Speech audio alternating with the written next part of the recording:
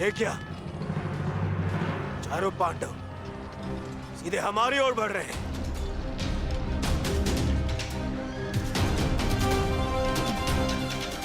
वो भी बिना किसी सुरक्षा पंक्ति के। संजय, इस अस्त्र की माया को किसी तरह तो समाप्त किया जा सकता है। कोई तो उपाय होगा।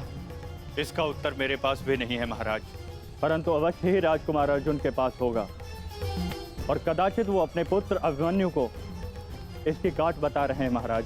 सत्य कीर्ति अस्त्र, इसे उपयोग केवल एक शक्तिशाली योद्धा ही कर सकता है। हमारे विपक्षियों में आचार्य द्रोण, पितामह और अंगराज कर्ण इसका उपयोग करना जानते हैं। कर्ण तो युद्ध में सम्मिलित नहीं, और आचार्य द्रोण और पितामह को इनकी रक्षा करने के लिए पहुंचने में समय लगेगा, इसलिए हम इसका लाभ उठा सकते हैं। परंतु तुम भूल रहे, युद्ध भूमि में एक और कुशल योद्धा है जो सत्य कीर्ति अस्त्र का प्रयोग करना जानता है।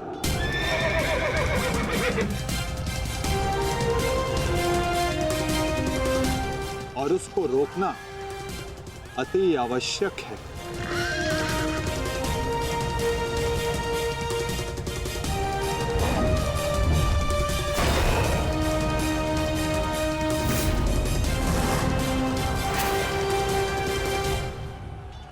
जितने भी अस्त्र हैं, ये शत्रु को भ्रमित कर देते हैं। परंतु इस भ्रम को तोड़ने का कोई तो उपाय होगा ना पिताश्री? एक ही अस्त्र है, सत्य कीर्ति अस्त्र।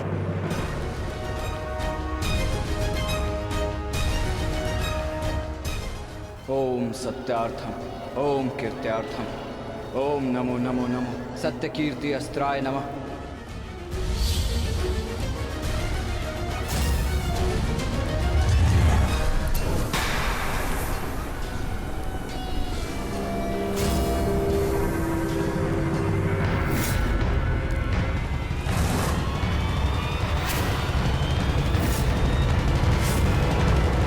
स्वागत है अभिमन्यु।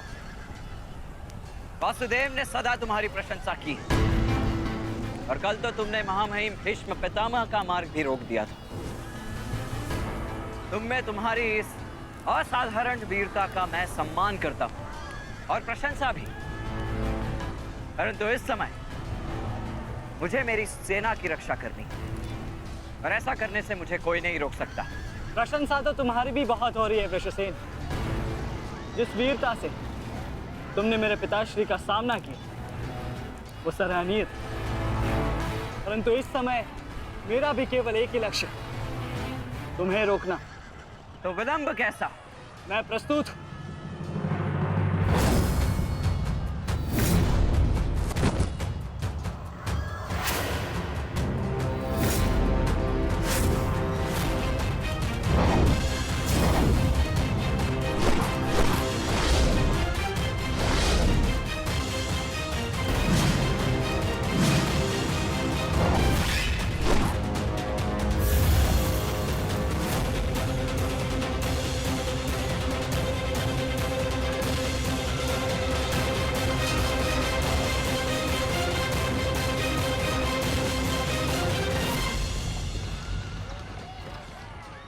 मैं गुरु द्रोण को रोकता हूँ। नहीं अर्जुन, गुरु द्रोण का सामना मैं करता हूँ, तुम आगे बढ़ो। नहीं भ्राताश्री, दुर्योधन के समर्पण की पुष्टि करने के लिए आपका वहां होना अति आवश्यक है, और जो इसमें सक्षम है वो है भ्राता भीम। पितामह को केवल भ्राता अर्जुन ही रोक सकते हैं। आप सब लोग आगे बढ़िए, हम गुरु द्रोण को रोकते हैं। सारथी, शीघ्रता करो।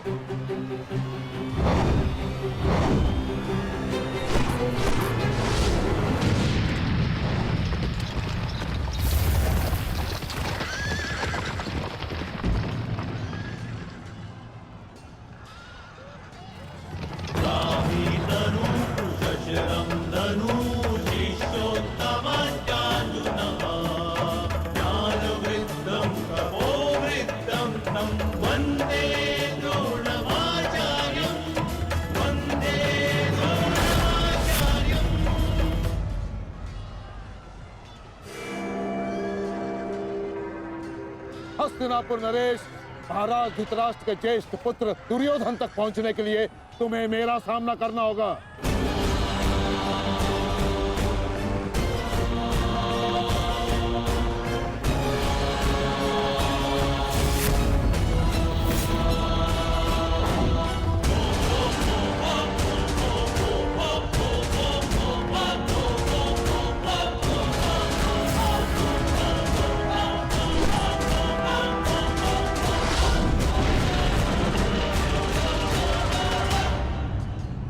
अद्भुत अर्जुन, मुझे गर्व है तुम पर। माना कि भ्राता अर्जुन आपके प्रिय है, परंतु हम भी आपके शिष्य हैं गुरुदेव। अपने साथ द्वंद्व करने का अवसर हमें भी प्रदान करें। अवश्य पुत्र, परंतु स्मरण रहे एक क्षण तुम्हारे समक्ष तुम्हारे गुरु द्रोण खड़े हैं। द्वंद्व इतना सरल नहीं होगा, स्मरण रहे। हमारे गुरु ने हमें कठिन कार्यों को साधने की पूर्ण शिक्षा दी है गुरुदेव। तो सावधान नकुल।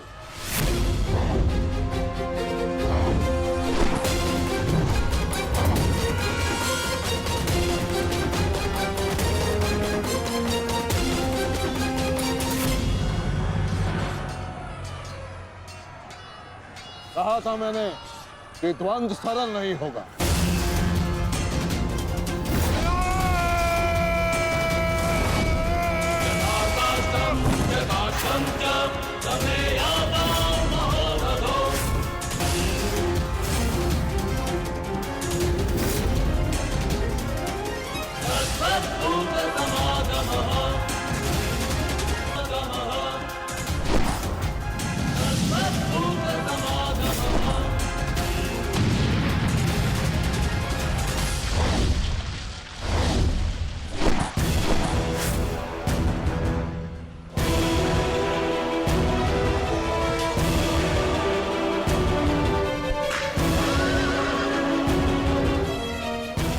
द्वंद्व का समय आ गया है।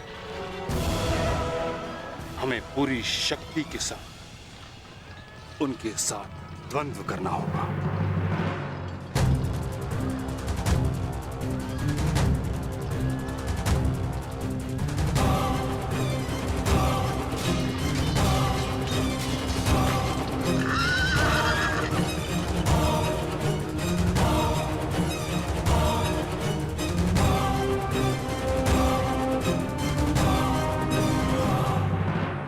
क्या हुआ पुत्र? जो कर्तव्य पूर्ण करने आए हो वह करो। मेरे साथ द्वंद्व करो। रुक क्यों गए? आक्रमण करो मुझ पर। कर्म से बड़ा कोई धर्म नहीं पुत्र। पितामह ने उचित कहा, अपने कर्तव्य का पालन कर। स्मरण है ना पार्थ, ना कोई बंधु है ना कोई बंधक, ना कोई मरता है ना कोई मारता है। ये सब आत्माएं हैं।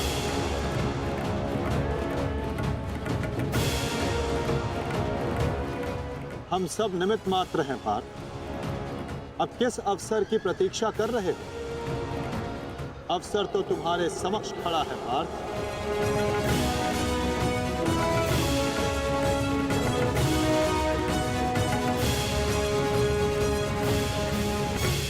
यदि तुम मुझ पर प्रहार नहीं करोगे अर्जुन, तो मैं करूंगा और तुम्हें तुम्हारे कर्तव्य से अवगत कराऊंगा।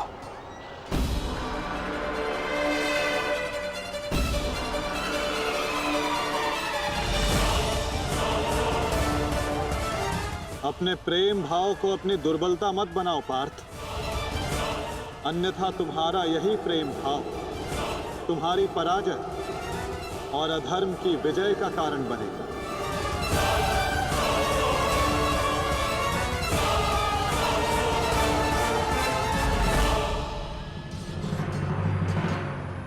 शस्त्र उठाओ पार्थ, प्रहार करो अपने शत्रु पे। प्रहार करो पार्थ।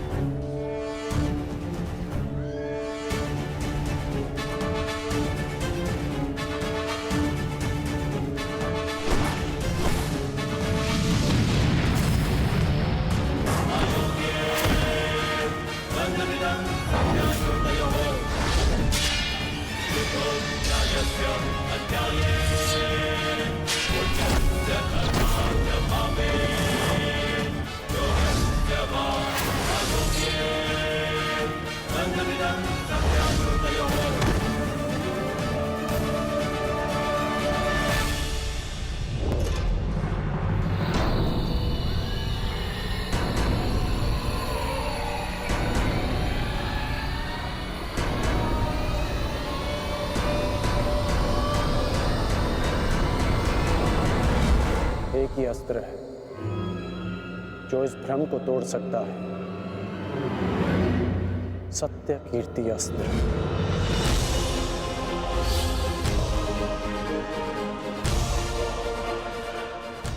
सत्य कीर्ति अस्त्र।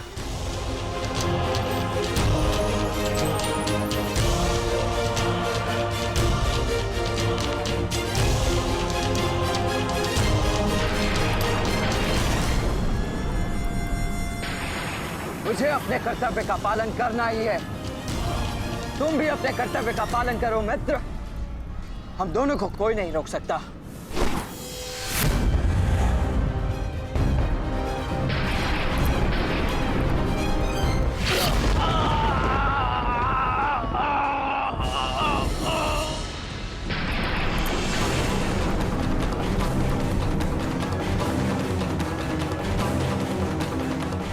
रुक जा वृषसेन, मुझे विवश मत करो। मैं केवल वो कर रहा हूं जो मेरे वश में है।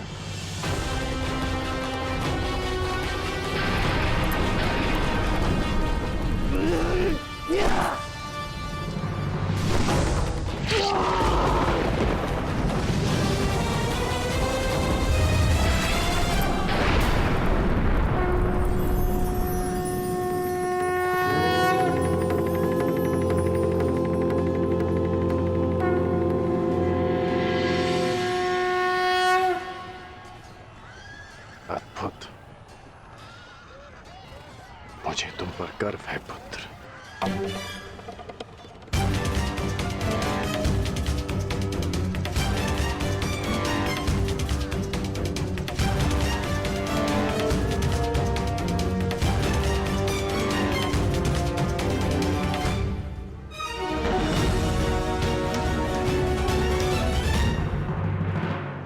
क्या सूचना है, बताओ।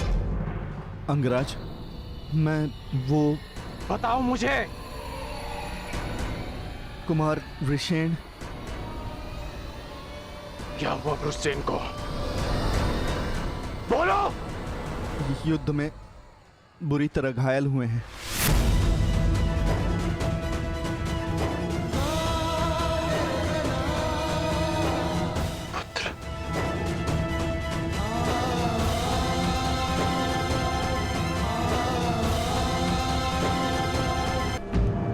शीघ्रता कीजिए, अर्जुन आपको द्वंद्व में उलझा रहा है। इधर भीम दुर्योधन की ओर बढ़ रहा है। महामहिम, कुछ कीजिए।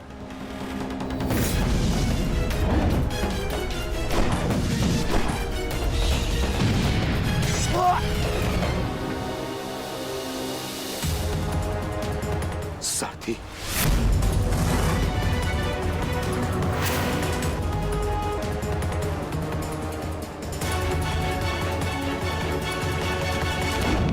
सावधान अर्जुन। या तो तुम युद्ध करना भूल गए हो या फिर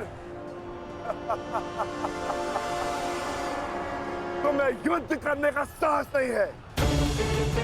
दुर्योधन नहीं, नहीं दुर्योधन, भीम तुम्हें उकसा रहा है। द्वंद्व में मत फंसना। उचित कहा मामाश्री। मेमनों के आखेट के लिए से आगे नहीं बढ़ते। बस होगे भीम के लिए तो मेरी कलिंग की सेना ही पर्याप्त है। कलंक के वीरों, आक्रमण करो और इसको बंदी बना लो। जाओ।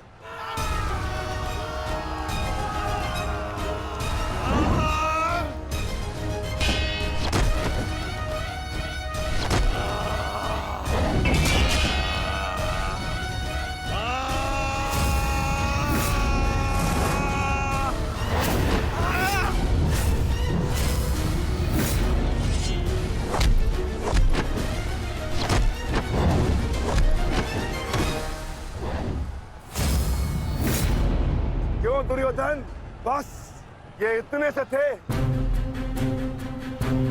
अरे इनसे तो युद्ध करके मेरे हाथ पैर भी नहीं खुले।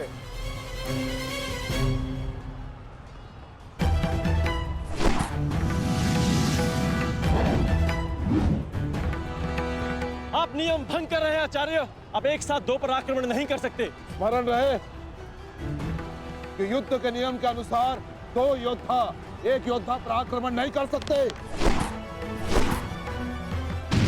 पर तो एक योद्धा दो योद्धाओं पर आक्रमण कर सकता है। सहदेव,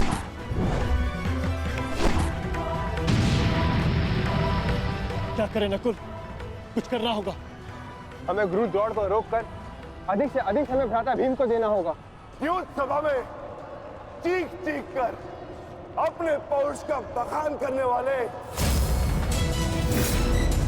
एक नपुंसक के भांति क्यों खड़े हो? अब किसे लाओगे अपनी ढाल बनाकर? ये विकोदर भीम तुम्हारी हर ढाल को तोड़कर तुम्हारा अंत करेगा। मैं तुम्हारे प्राण लेकर रहूंगा कायर दुर्योधन।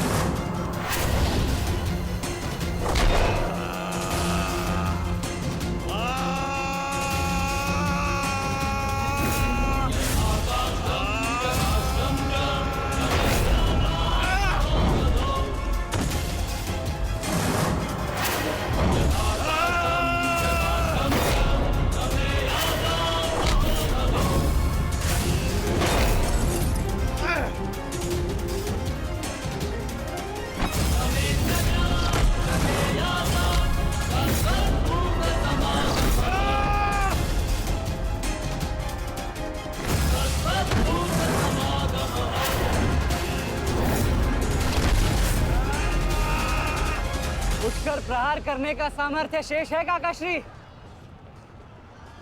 या पराजय स्वीकार करते हैं?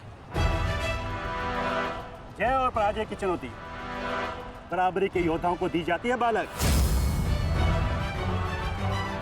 प्रतीत होता है कि अभी तक तुम्हें कोई समर्थ योद्धा नहीं मिला।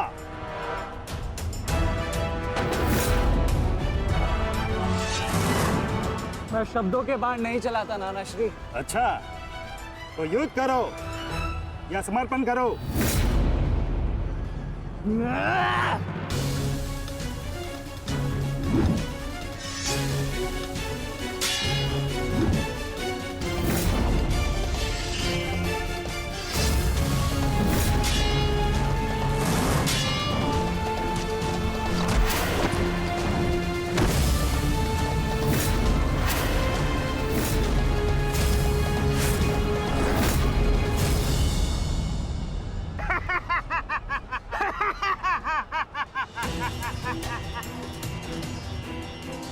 क्या हुआ?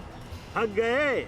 अरे ये उस मूर्ख विराट पुत्र उत्तर की संगति का प्रभाव है। ये उसे भी यही लग रहा था कि मेरे समक्ष वो कुछ कर दिखाएगा। और मूर्ख मृत्यु को प्राप्त हो गया। मृत्यु को चींटी की भांति इन्हीं हाथों से मसल दिया मैंने उसे। पीछे हट जाओ अभिमन्यु, अन्यथा उत्तर से कहीं पीड़ादायक मृत्यु मिलेगी, मृत्यु। तो ये समझिए कि आज उत्तर का प्रतिशोध पूर्ण होगा।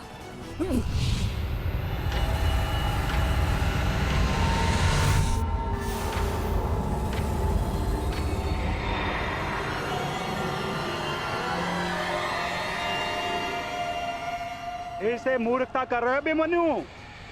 मेरी शक्तियों के बारे में ज्ञात नहीं है। शत्रु का क्रोध मुझे और बलशाली बनाता है, बलशाली।